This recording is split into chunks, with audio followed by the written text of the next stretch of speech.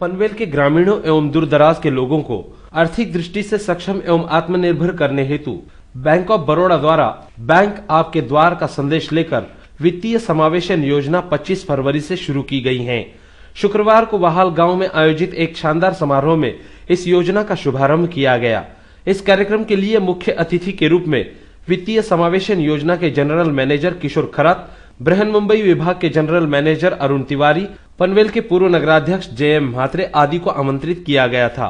तो इस अवसर पर बैंक ऑफ बड़ौदा के deputy zonal manager SD Inamdar, Mumbai metro पूर्व क्षेत्र की deputy general manager Usha Khamkar, Panvel शाखा के senior branch manager Khajan Singh, जोहे ब्रांच मैनेजर प्रदीप कुमार, शेका पक्ष के वरिष्ठ नेता विश्वनाथ पाटिल, तालुका सचिव नारायण घरत, कर्नाला स्पोर्ट्स एकेडमी के उपाध्यक्ष रविशेठ पाटिल, रवि पाटिल सामाजिक विकास मंडल के अध्यक्ष बालाराम पाटिल, उपाध्यक्ष अरुण दापोलकर, विभागीय सचिव अविनाश पाटिल, पूर्व सरपंच धनंजय घरत आदि सहित बैंक ऑफ बड़ौदा के अधिकारी, कर्मचारी एवं ग्राहक तथा वाहाल और आसपास के परिसर के नागरिक बड़ी संख्या में उपस्थित थे।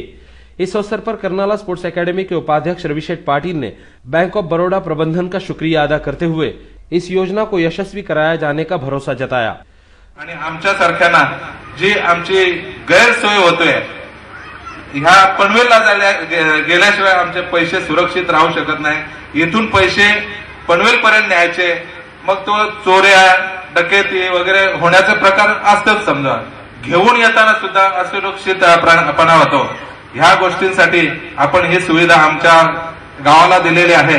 खरोखर आम्ही ह्या गोष्टीचा आम्ही स्वीकार करू आणि आम्ही गाववाल्यांपर्यंत जाऊन आम्ही ह्या बँकेच्या तुमच्या व्यवस्था आहेत किंवा तुम्ही ज्या दिलेल्या सुविधा आहेत त्यांचा आम्ही प्रचार करून जास्तीत जास्त सर्वांचेच म्हणजे 100% खाते कसे होतील याचा आम्ही प्रयत्न करू। खरोखर सर्वांच्या आमच्या गावाच्या वतीने ही सुविधा आणल्याबद्दल पुन्हा एकदा बँकेचे आणि आपल्या संयोजकांचे धन्यवाद।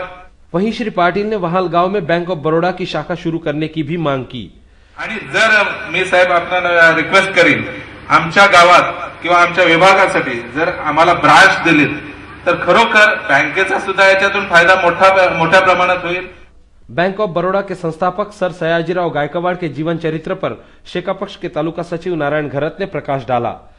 आणि आपणा मंडळाला एक बँकेचा करस्पॉन्डंट किंवा बँकेचा व्यवहार जरी आम्ही सांगत नसलो, सांगता आलं नाही, तरी सुद्धा ज्या ठिकाणची बँक आहे, ज्या व्यक्तीने ही बँक स्थापन केली ती व्यक्ती सयाजीराव गायकवाड, बडोद्याचे महाराज, जिद्द, परिश्रम आणि प्रामाणिकपणा, धैर्य ज्या माणसाकडे होतं त्याचा विजय हा नक्कीच होत असतो।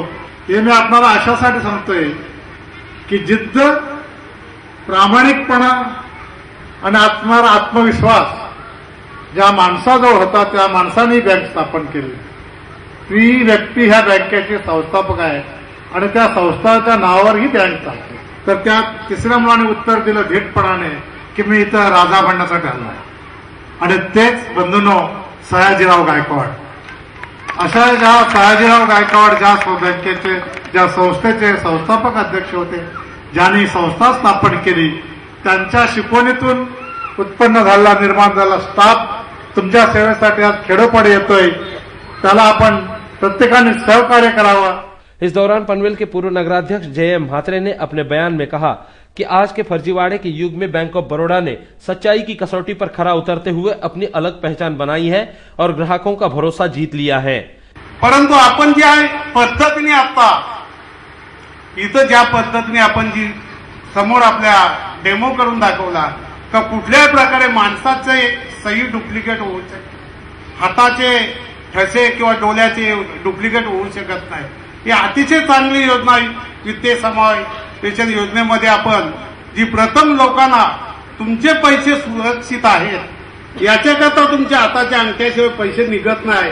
स्वतः घरातला कोणी कार्ड घेऊन गेला तर तिथं अंगठा आपला असल्याशिवाय आपले पैसे मिळू शकत नाही। ही अतिशय चांगली योजना जिला स्वाभिमान योजना म्हणून आपण समजतो, बँकेने ती जाहीर केलेली आहे।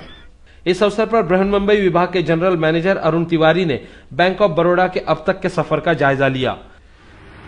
इतने सारे लोगों ने बैंक के बारे में बताया, वित्तीय समावेशन के बारे में बताया, तो मेरे पास कुछ ज्यादा नहीं है, बस सिर्फ 2-3 चीजें बोलने के लिए है। एक, बैंक ऑफ बड़ौदा आपसे आज यहाँ रिश्ता बनाने आया है। रिश्ते की बात हम करते हैं, मैं लेडीज महिलाओं से अपनी बहनों से की बात कहूंगा। जब हम लड़की के रिश्ते की बात करते हैं, वो बच्चे यहाँ गा रहे थे, वो तब कह रहे थे कि बैंक ऑफ बड़ौदा बहुत अच्छा, जितना मेरे को मराठी समझ में आता है बहुत अच्छा। और आज की तारीख में जो बच्चे बोलते हैं, माँ बाप उसे मानते हैं नहीं।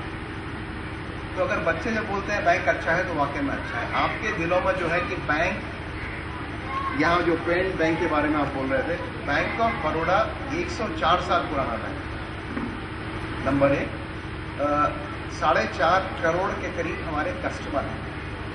हिंदुस्तान में पूरे देश में 3700 3,700 करीब शाखाएं हैं। हिंदुस्तान के बाहर मात्रे साहब, हिंदुस्तान के बाहर भी 86 शाखाएं हैं। तो ये जो बैंक है सरकारी बैंक है, भरोसे का बैंक है।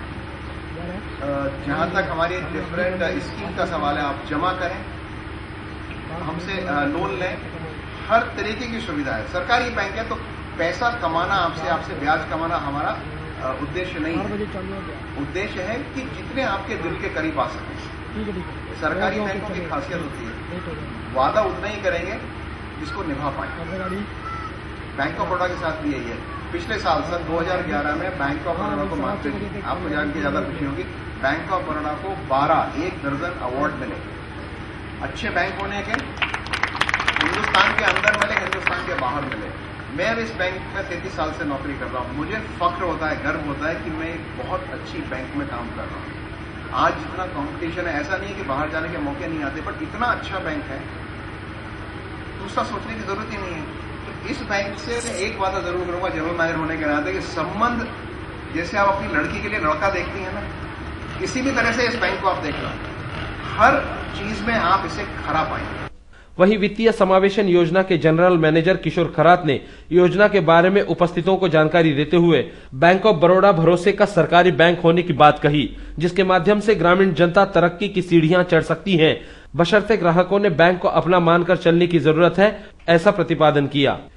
भारतामध्ये अजून कित्येक अशी गावं आहेत, तुम्हाला खोटं वाटेल, 3 लाखापेक्षा जास्त गावांमध्ये अजूनही बँका नाहीयेत।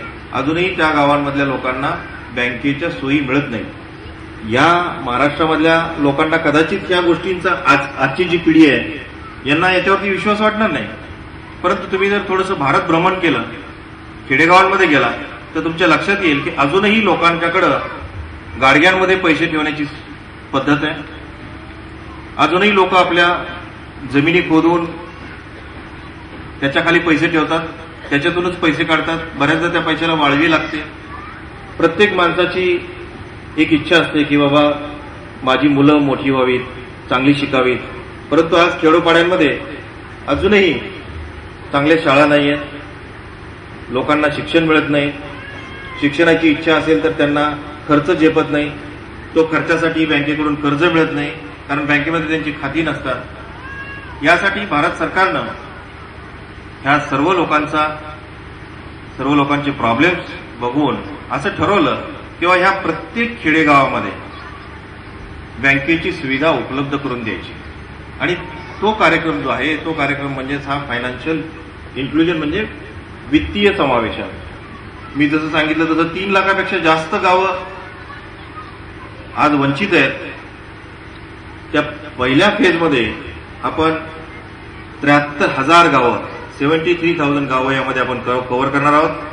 आणि त्यापैकी बँक ऑफ बडोदामध्ये आम्हाला जी गाव मिळालेली आहेत ती बँक ऑफ बडोदा जवळजवळ 2,864 आणि आमची जी ग्रामीण बँक आहे त्या ग्रामीण बँकेला 2,450 असे दोन्ही मिळून 5,500 पर्यंत गावं ही बँक ऑफ बडोदाला दिलेली आहेत।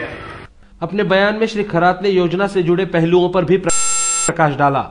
एक छोटासा त्याला चिप, मायक्रोचिप म्हणतात, त्या चिपमध्ये तुमचा फोटोग्राफ आहे, तुमच्या हाताचे ठसे, तुमचा अकाउंट नंबर येईल आणि ह्या कार्डवरती तुमचा फोटोही असतो या ठिकाणी। त्याच्यामुळे हे कार्ड हे तुमचं जवळ पाहिजे बँकेत ज्यावेळेला तुम्हाला खातं हे करायचं, हे कार्ड दुसरं कुणी घेऊन जाऊ शकत नाही। घरामधली मंडळी असतात, काही वेळेला नवऱ्याच्या अकाउंटमधून पैसे काढायला बायको जाते, बायकोच्या अकाउंटमधून पैसे काढायला नवरा जातो। आता अजिबात तसं होणार नाही।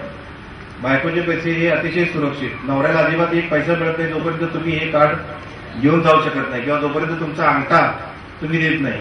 तुम्ही घरातच त्याला अंगठा दाखवू शकता पैसे काढायचे म्हटलं. गावामध्ये बसलेले असतील त्याच्याकडे जाऊन तुम्ही पैसे काढू शकता, पैसे भरू शकता, खात्यामध्ये तुम्ही कर्ज घेऊ शकता, स्टेटमेंट विचारू शकता.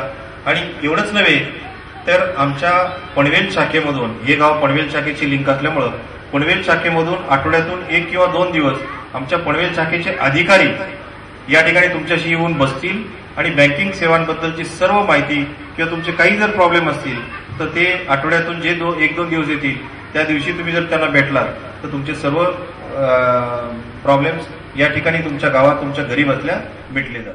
कार्यक्रम के दौरान बैंक प्रबंधन द्वारा वित्तीय समावेशन योजना का हिस्सा बने संयंत्र के बारे में उपस्थितों को जानकारी दी गई.